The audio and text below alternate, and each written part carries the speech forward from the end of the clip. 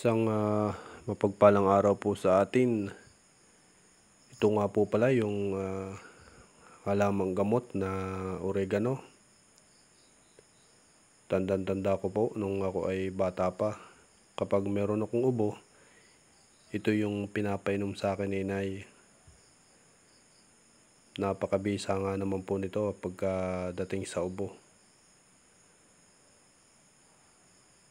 Nung una naman kasi, kapag may sakit tayo, talagang puro herbal lang yung binibigay sa atin ng ating mga magulang.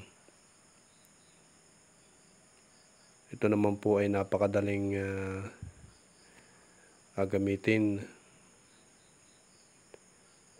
Kukuha lang tayo ng ilang dahon yan. Tapos, yan po ay ilalaga natin. Yan po, ganyan po. Tapos pagkalaga, yung sabaw, iinumin po natin o kaya yung dahon ay pipigayin natin sa kutsara at yun ang ating iinumin. Mas mabisa daw po kapag ganon. At yung iba naman, naglalagay ng mainit na tubig sa tasa. Tapos ilalagay si dahon ng oregano. At kapag mga 2 minuto na o ilang minuto, pwede na rin inumin. Okay na po yun. Salamat po.